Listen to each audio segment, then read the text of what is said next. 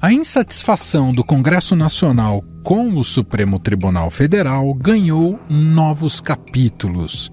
Após contrariar a decisão da Corte sobre o marco temporal, os senadores querem levar à frente o projeto que fixa o mandato dos ministros. O presidente do Senado, Rodrigo Pacheco, é um dos defensores da tese. Porém, disse que o momento adequado para avançar nesse debate será após o presidente Lula indicar o substituto da vaga da ministra Rosa Weber, recém-aposentada. Agora que já resolverá a segunda vaga de responsabilidade do presidente Lula, eu acho que preenchida essa vaga é o momento de nós iniciarmos essa discussão no Senado Federal e buscarmos a elevação da idade mínima para ingresso no Supremo Tribunal Federal, a fixação de mandatos na Suprema Corte, num tempo também que dê estabilidade jurídica até para a formação da jurisprudência do país. E eu acho que é uma tese possível de ser debatida e discutida no Senado Federal. A fixação de mandatos para ministros do Supremo teria de ser estabelecida por meio de uma proposta de emenda constitucional. Atualmente, para ser indicado à Suprema Corte, é preciso ter mais de 35 anos de idade. Aos 75, se aposenta compulsoriamente. Com isso, alguns ministros podem acumular mais de 2 décadas de atuação no STF. Esse é o caso do decano da Corte, o ministro Gilmar Mendes, indicado pelo então presidente Fernando Henrique Cardoso em 2002, aos 46 anos. Ele pode ficar na Corte até 2030. Por redes sociais, ele reagiu de forma negativa à proposta. Abre aspas. Agora ressuscitaram a ideia de mandatos para o Supremo.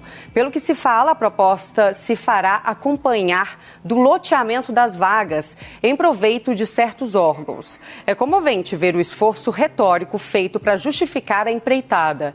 Sonham com as cortes constitucionais da Europa, entretanto, o mais provável é que acordem com mais uma agência reguladora desvirtuada. Talvez seja esse. Foi proposto quando ele era deputado federal. É um modelo que a Europa pratica. São modelos bem diferentes, mas eu acho que o mandato é uma mudança importante. Está lá no Congresso, a PEC está lá para a minha, né, e outras tantas. Quem sabe um dia, agora sempre para frente, né, não pode retroagir. Seria para os novos ministros. Um mandato eu acho adequado, porque ele percorre 3 presidentes da República.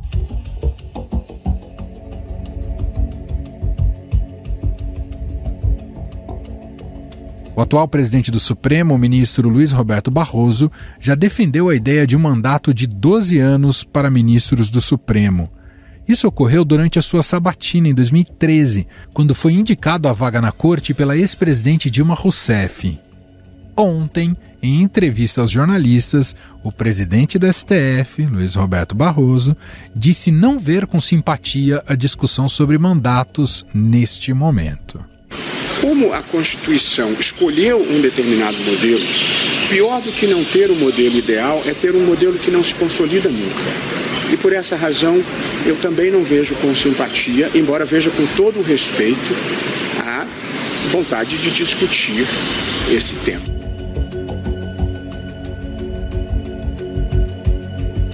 Se a proposta for aprovada, o Brasil seguirá o exemplo de algumas Supremas Cortes pelo mundo. Na Alemanha, um indivíduo eleito para um mandato de 12 anos vedada a reeleição. Na Espanha, o chamado Tribunal Constitucional é integrado por 12 membros, nomeados via decreto real para um mandato de 9 anos.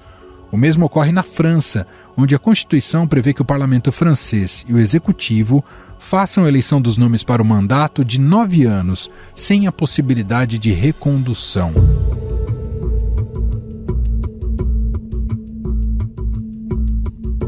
Mas o avanço sobre a limitação do poder do Supremo Tribunal Federal no Brasil não para por aí. Na Câmara dos Deputados começou a tramitar uma proposta que permite ao Congresso derrubar decisões do STF. O Congresso, a CCJ do Senado Federal, aprovou um projeto que limita ali as decisões monocráticas, ou seja, aquelas decisões tomadas... Vamos conversar com o professor de Direito Constitucional da FGV, Rubens Gleiser, autor do livro Catimba Constitucional e organizador do recém-lançado resiliência e deslealdade constitucional.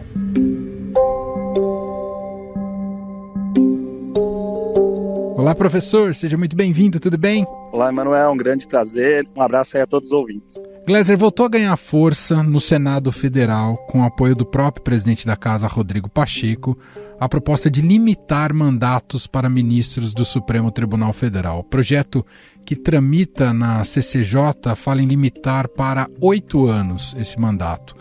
Claro que muito desse debate está contaminado pelo grau da fervura na relação entre os poderes, especificamente entre o STF e o Congresso.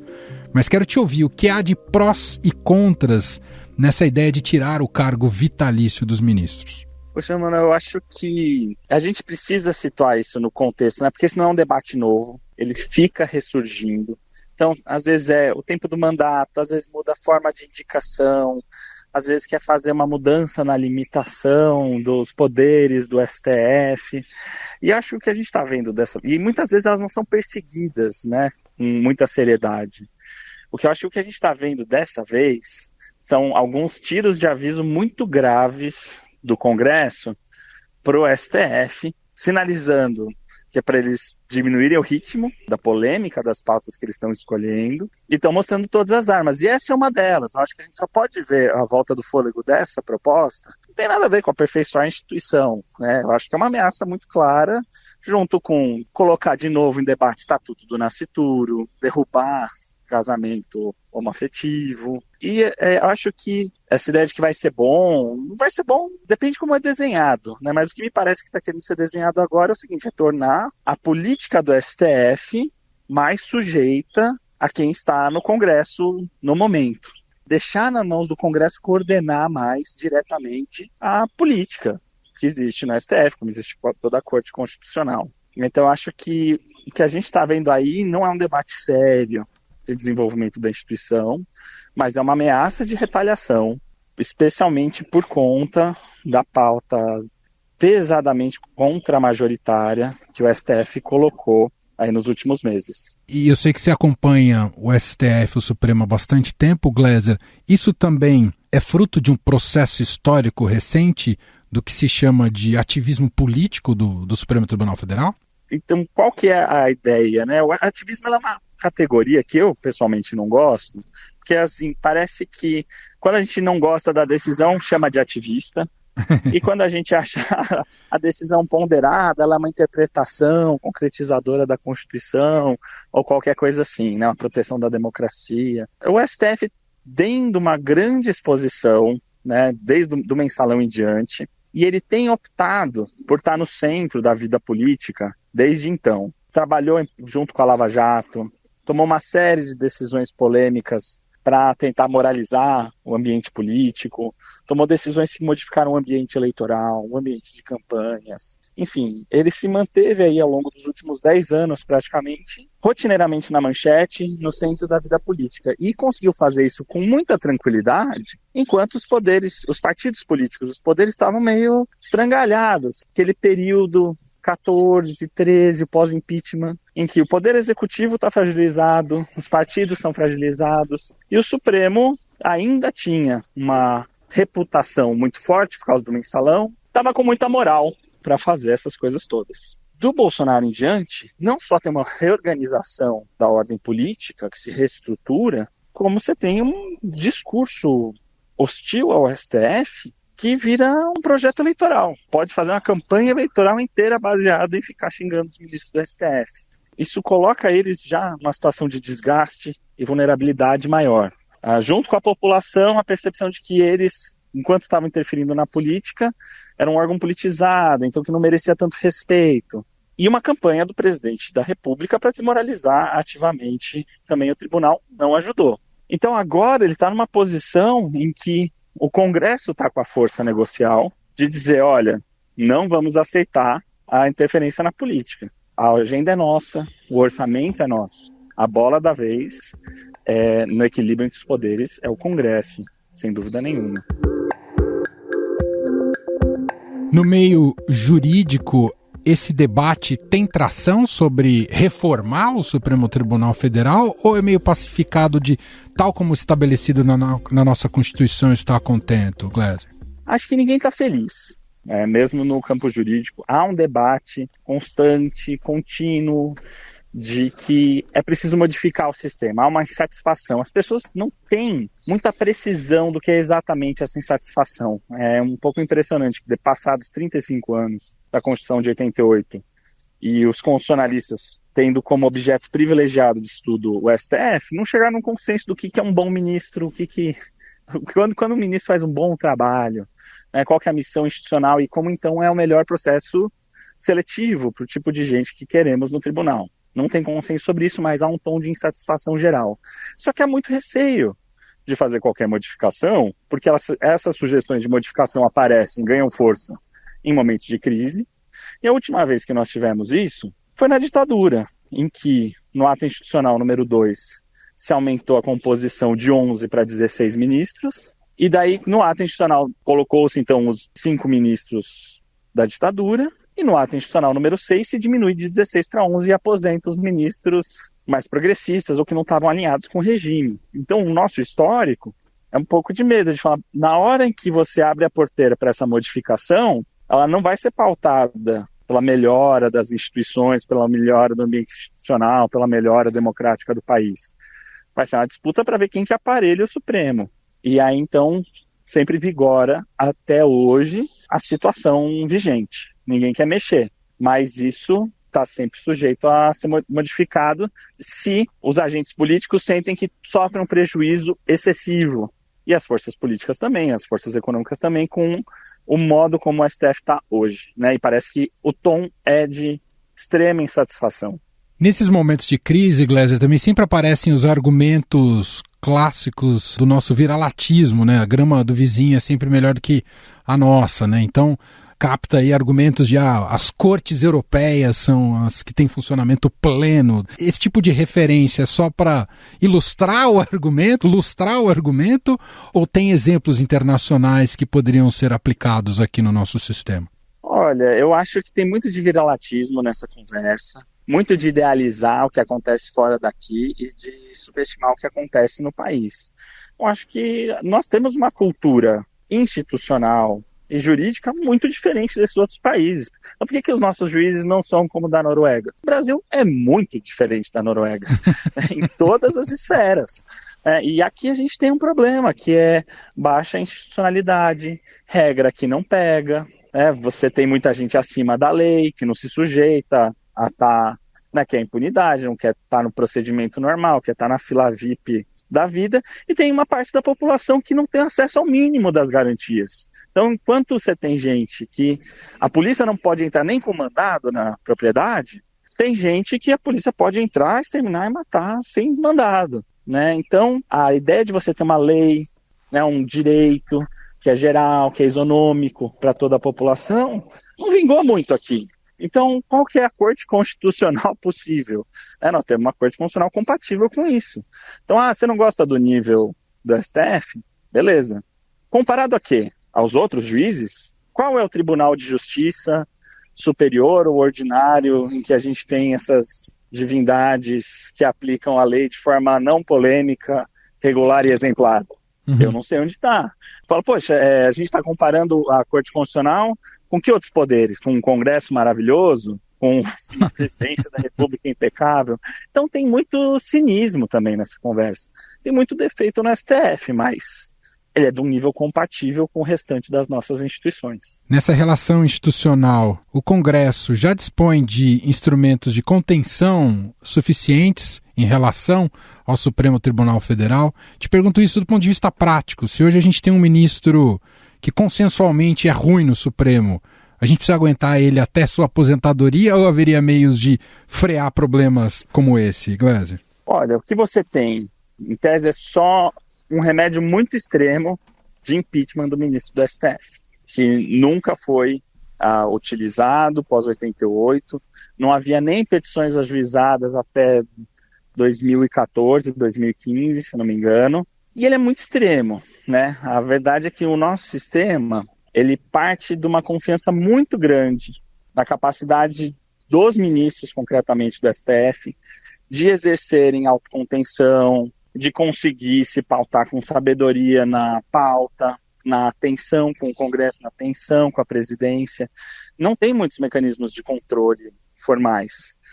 Depende da qualidade desses agentes. Então, o que o Congresso está tentando fazer, na medida em que esses ministros não estão sabendo se autoconter adequadamente, nós vamos criar outros mecanismos de controle. O que em tempos de normalidade democrática, todo mundo pode ficar feliz, todo mundo pode topar. Mas se surge alguma conjuntura de ameaça democrática, de algum perigo nacional, de algum risco mais amplo, aí você ter uma Corte Constitucional de mãos atadas é um problema. Então a gente está um pouco nessa dificuldade. Então não temos o STF que desejaríamos, o controle que existe, o nível de controle institucional que existe é baixo, mas aumentar o nível de controle que existe em cortes constitucionais gera um risco democrático. E nós somos um país que tem um histórico autoritário, de instabilidade democrática. Então, não tem solução, não tem resposta fácil para esse problema mesmo. A solução, em tese, estaria talvez muito mais dentro do STF do que fora. Acho que talvez um aperfeiçoamento, numa conversa mais séria, sobre quem se seleciona para o STF. Que tipo de qualidades essa pessoa deve ter, porque hoje ela é muito superficial, se deve ser de uma carreira, se deve ser raça, se deve ser gênero. Eu não tenho dúvida nenhuma que seria muito importante ter uma ministra negra no STF, nenhuma. Mas eu acho, só porque a situação é absurda, de não ter nenhuma representatividade. Sim. Mas o nível básico da conversa é, essa pessoa demonstrou capacidade de ouvir bem dois lados de uma situação difícil e tomar uma boa decisão. Ela já passou por algum momento em que ela tinha muito poder na mão e não exerceu em prol de uma estabilidade futura. E não discute nada disso, quais são a experiência, a biografia, as qualidades mínimas. Do jeito que é hoje, o processo seletivo tem que ter 35 anos, reputação ilibada e notório saber jurídico. Se você não tem, no mínimo, 2 candidatos, para ter uma base de comparação, hoje é o seguinte, a pessoa come com garfo e faca, não matou ninguém, ela atendeu os requisitos. Então, a gente precisava tornar um pouco mais competitivo, deixar menos aleatório o processo de seleção de ministros, levar mais a sério quem está lá, porque quem está lá faz muita diferença para o sistema político todo funcionar melhor. Só para a gente fechar, na sua visão, Gleiser, esse avanço recente do Supremo em pautas que o Congresso entende que estão no fórum inadequado, que seria a prerrogativa do próprio Legislativo, de fato a Corte cruzou uma linha, exagerou ao pautar esses temas ali dentro do Supremo, Gleiser? O problema é o seguinte, o STF é uma instituição contramajoritária. E toda vez que ela toma uma decisão contramajoritária, que desagrada o povo, desagrada os poderes constituídos, ele gasta um pouco do seu capital reputacional. Então o Supremo tem que usar ele bem. Então você tem ao longo do tempo a possibilidade de tomar essas decisões. Eu vou te confessar que ano passado eu estava dando a disciplina de Direito Constitucional e discutindo esse tópico eu falei de maneira anedótica com os alunos, falando sobre retaliação do Legislativo sobre cortes constitucionais no mundo. Eu falei, olha, se o STF algum dia resolver pautar num mês aborto, demarcação de terra indígena e liberação de drogas, está pedindo a retaliação. E, com a minha surpresa, disse exatamente isso. Então, acho que falta uma percepção, uma sensibilidade, tá bom. O STF não pode se furtar a discutir essas questões. Mas no mesmo mês em que você também está contendo uma ameaça golpista, julgando os golpistas num processo controverso, talvez tenha que julgar o ex-presidente golpista, popular. Pelo amor de Deus, escolha suas brigas, uma de cada vez. E acho que faltou essa sensibilidade de administrar a pauta adequadamente. Ouvimos aqui Rubens Gleiser, professor de Direito Constitucional da FGV São Paulo, autor do livro Catimba Constitucional e organizador do recém-lançado Resiliência e Deslealdade Constitucional. Gentilmente aqui, mais uma vez, atendendo a nossa reportagem. Obrigado, viu, Gleiser? Eu que agradeço o convite e um abraço para todos e todas.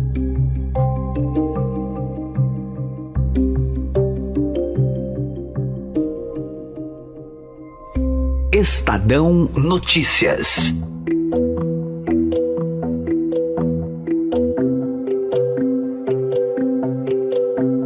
E este foi o Estadão Notícias de hoje, quinta-feira, 5 de outubro de 2023. A apresentação foi minha, Emanuel Bonfim.